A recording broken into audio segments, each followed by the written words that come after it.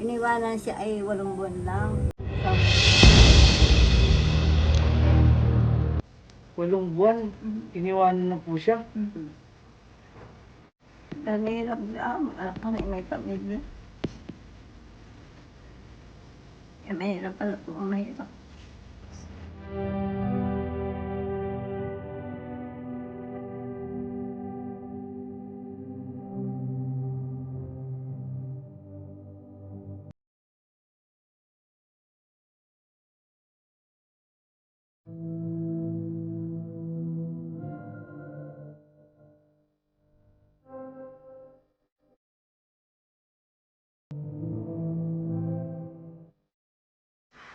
Magandang umaga mga kabayan. Nandito tayo ngayon sa Nauhan para puntahan po yung si Lola po na nag-aalaga ng apo niyang bulag. Hanapin pa natin ngayon kung saan po sila nakatira. Ang pangalan po nung lolang tutulungan natin ngayon ay si Nanay Tinang. Magtatanong po tayo dito. Magandang umaga po. Pwede pong magtanong, saan po ang bahay ni Nanay Tinang po? Tinang. Yung may apo po na bulag? Dito lang po. Paglampas po ng tulay po. Papasok po kami. Sige po, salamat po. Yan, kay tatawid. Opo, kayo po nagpatira sa kanila? Oo. Ay, matanong ko lang po. Tanungin po natin si Lola. Sabi po ay, may apo po siyang, bulag. Ay, kailan po pong siya na lang ang nag-aalaga? Si Nanay Tinang na lang daw po ang nag-aalaga doon. Sila lang dalawang kasama yan. Kaya nga pinatira namin yung silang bahay. Babait po ni Nanay. Sila po ang nagpatira doon kina Nanay Tinang na pupuntahan po natin. Born again kayo? Hindi po kami po tumutulong sa mga kababayan po natin na ako po ay isang vlogger na galing po Maynila. Tumutulong po ako dito sa Mindoro po. With disability? Yung mga nawawalan po ng pag-asa, lalo po ngayong pandemic. Katulad po ni Nanay Tinang, kaya hinahanap po namin. Sina Lolo Chick po na tulungan din po namin. Kaya pupunta po kami ngayon doon. Wala nga silang bahay kaya pinatira namin sa bahay namin. Kasi Ilang taon na po silang nakatira dyan sa bahay nyo? Ano po pangalan nyo, Nanay? Patricia Albos. Yun, si Nanay Patricia po ang nagpatira dun sa Maglola po, Ilang taon na po silang nakitira? 3 taon na po. Dati po ba saan sila nakatira? Doon sa bahay ni Nacho Ideng na maliit. Ngayon ay kailangan na nila yung bahay ni Nacho Ideng kaya pinatira namin ito sa amin. Wala namang nakatira doon sa amin bagong bili namin nung nakaraang 3 taon yung aming bahay.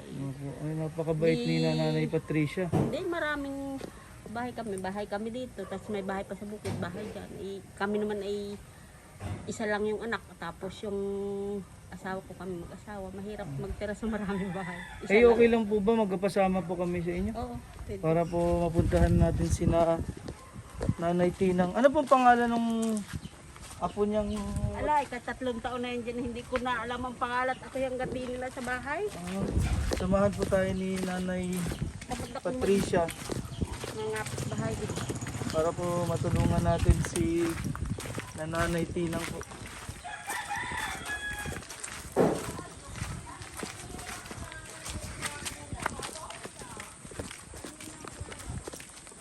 Papasok po dito. Oo. Doon, sa may harap ng India.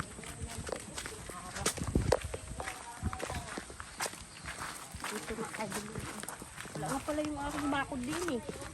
Ginibana ng hiwaga.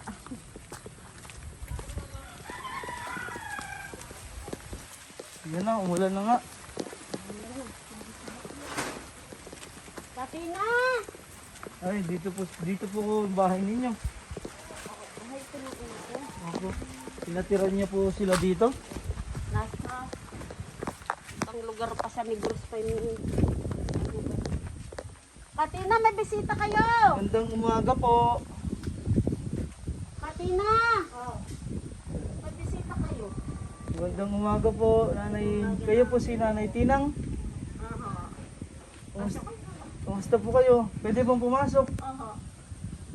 Kami po yung mapasok na sa bahay ni Nanay Patricia. Napakabuti po ni Nanay Patricia at na patira po kayo dito.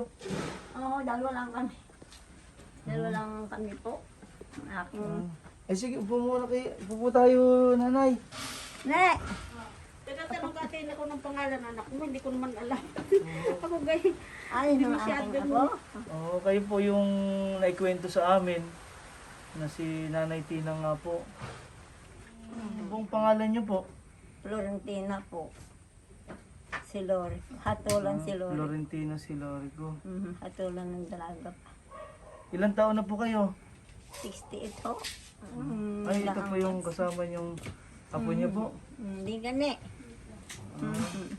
Yung apo po ni Lola ay Labo.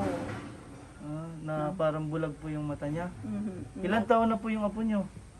Ngayon ho ay mga 18 nung nagdaang January. Ngayon January ko na siya. Ay, 20 na parang ngayong January. Ano pong pangalan? Angeline po.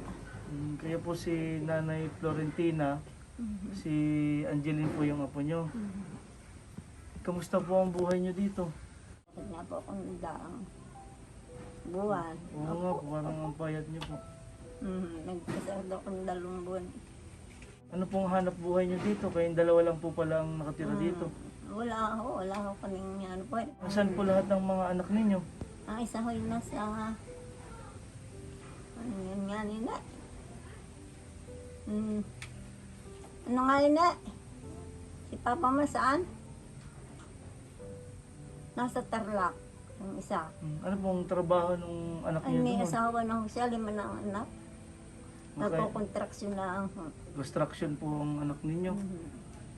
Ako Ay naman, buwan-buwan nakakapagpadala po. O dahil Hindi sa nga, hirap ano. din ng buhay na hindi ho dahil na madami ng anak. Tapos, nag-pandemic pa. Di, kinapagpas din po.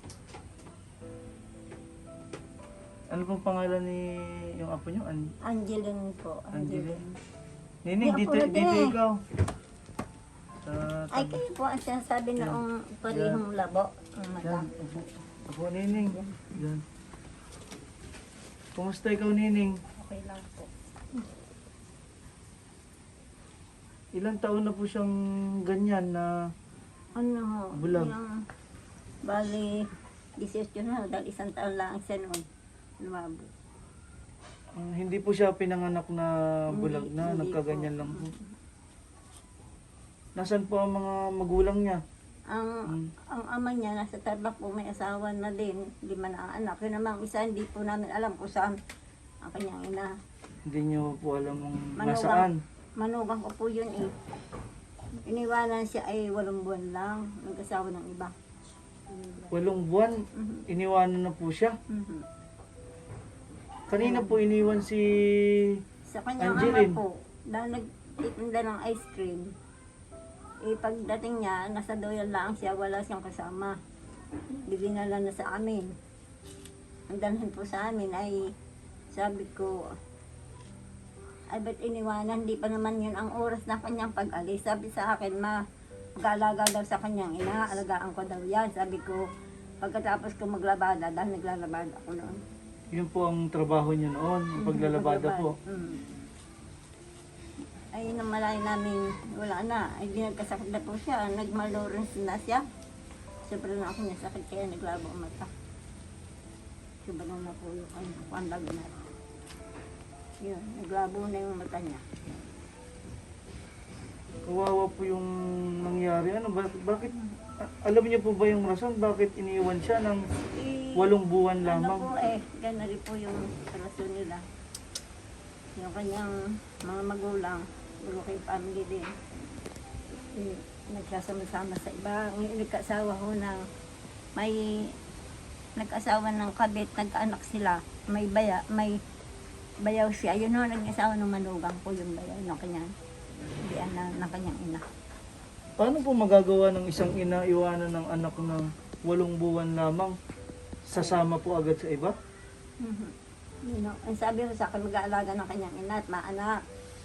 Yung pala naman tagal na nakaanak. Ngayon pinuntahan ng ama niya doon sa Coro. Yung pala inagsasama na yung bayo ng kanyang ina sa siya.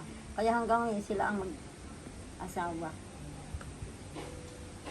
So bata pa lang po siya, nasa inyo na po. Kayo na po ang nagpalaki kay Angeline. Pero bago po nag-asawa ang kanyang ama, ano na siya, 8 taon na siya. Tinalaki niya bago nag-asawa. Yung asawa niyo ho, Ay, matagal na po patay, 22 taon na. talagang solo niyo pong pinalaki si... Natulong Angeline. lamang po silang mag-suporta. Paano po pag hindi po nakapagpadala ang inyong anak na construction worker doon? Ano po ang pinagkukunan nyo ng panggastos po ninyo dito? Lalo-lalo na si Angeline po. Hindi Pagka- naman po siya kayang maglakad sa labas. Ano po? Pagka po wala kaming pagkain, kinakain po kasi yung aking isang anak. Wala din po asawa yun. Kaya 2 linggo po kami doon. Umuwi na po kami dahil hirap din po siya. Wala din pong trabaho. Wala po. Paano po yun pag walang padala? Eh, Hindi nagtitis po. titiis po maghapon walang makain.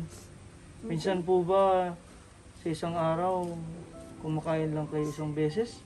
Naglulugaw po kami pag umaga. Diyan sain kami sa tanghali. Hanggang hapon bukas ng umaga malugaw po ulit. Paano Para po hindi pag agad maubos. maubos na yung pera nyo? Paano po? Titiis na mo. Dahil mahirap na, anak pa na may pamilya. Kaya mahirap pala po ang mahirap. Ako naman po, ayaw nung nangungutang.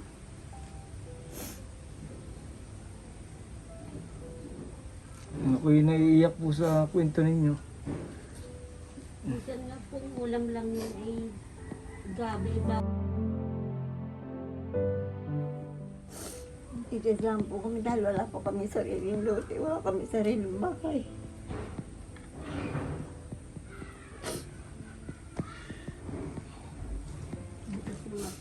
Dahil yung pang labo na lalaki, nagpunta sa akin. Sabi sa akin pahingi ako ng number niyo, baka kayo may ilapit ko doon sa natulong sa akin. Di inahatid ko doon. Saka din ng Panginoon yung aming hinayin, di salamat. Ay kung hindi, di. Salamat. Nadinig po ng Panginoon na makilala po namin kayo.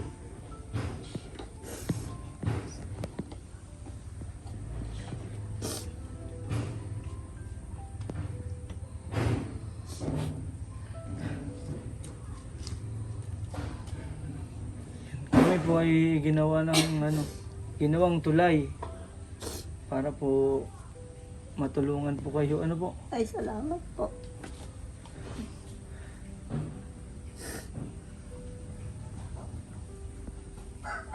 Salamat din po kay Nanay Patricia po na Dahil sila nag-aano sa amin. pinatira po kayo, may masisilungan kayo kahit pa paano. Paano po pag wala din si Nanay Patricia, hindi po namin kayo mapupuntahan. Kami po Kung din nasaan nakatira po. sa kabila. Ay medyo maano din yung mga apo ng matandang inalagaan ko. Kami po pinalayas, kaya magaling naman kami niyakong diri. Pinalayas po kayo? Ang punong ako ng aking tinirahan na matandang inaalagaan ko. Alibasa po lasing, may narinig siyang hindi maganda, nagalit. Hindi ko naman alam yung kinagalit. Hindi kami po umalis, pero mababait po yung mga Yung mga anak ng matanda. Iya po yung nagpalaya sa amin. Sabi ko, Panginoon, salamat sa mga taong may bubuti sa amin. si Angeline po, nag-aaral po ba siya?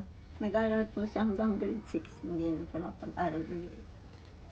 Wala na po siyang Wala na pong magbigay ng para mag-service sa kanya bago maestro niya, lumayo na.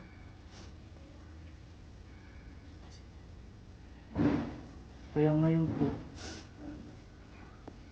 natigil po siya. Dapat ay, ano na po siya, Kaya nung nasa tapos nung siya nasa high school.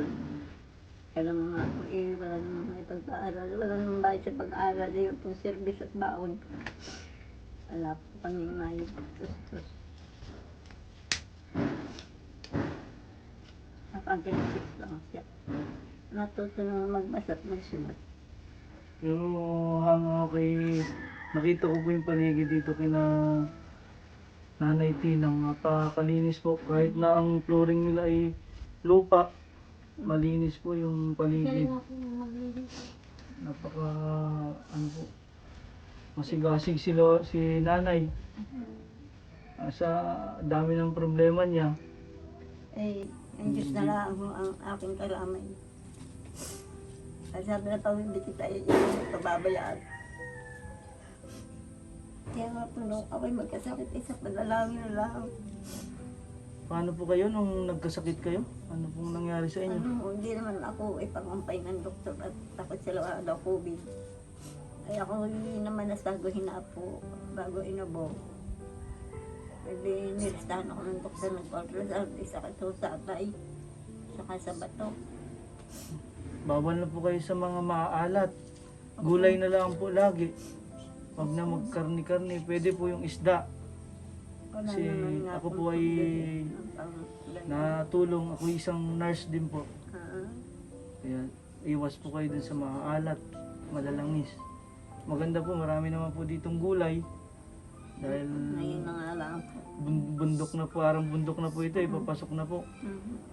Kamaluon naman yun. Haluang po yung paligid dito, maraming pananim.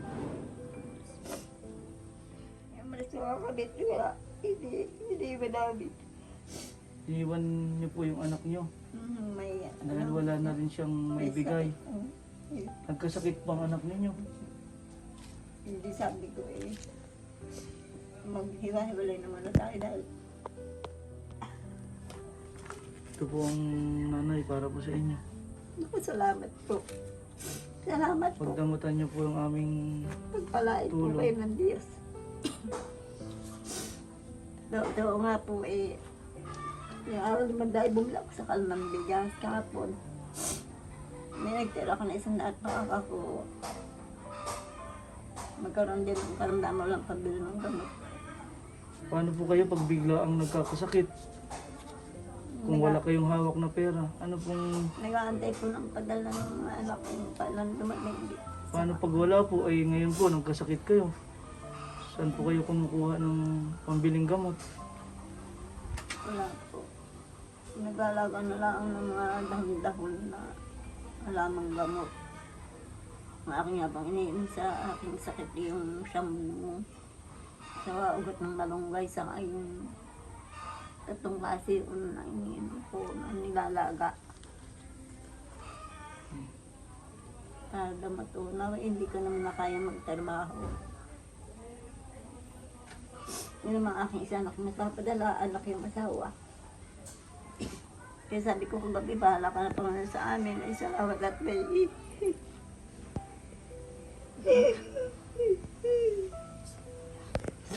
may kinili sa Panginoon. Sa Diyos ko lang ako, kinuha yung akong mga isipin, pero napakagaling ko lang Panginoon. Hindi talaga niya kami pinagkukulang.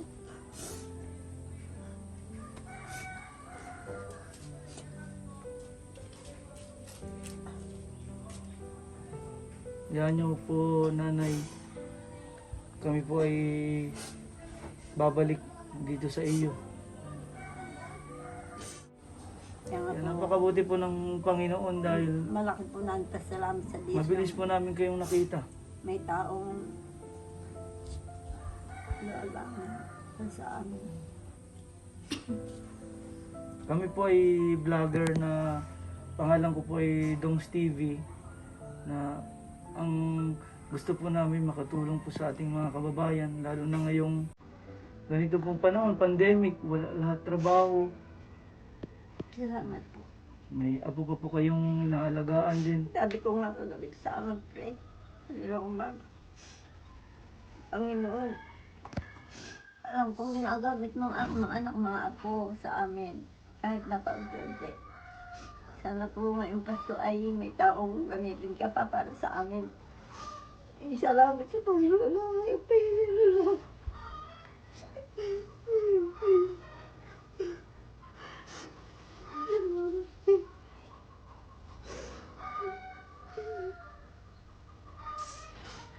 Napaka suti ng Diyos ko. Lagi po kaming babalik dito, huwag po kayong mag-alala, nanay. Opo, salamat po. Kapag aksan niya ng panahon sa amin na andyan na lang gaganti sa inyo, wala kami kakayahang may ganti. Huwag niyo pong malalahanin yung ganti kami po ay ginawa ng Panginoon para ginawang tulay para po kayo ay matulungan.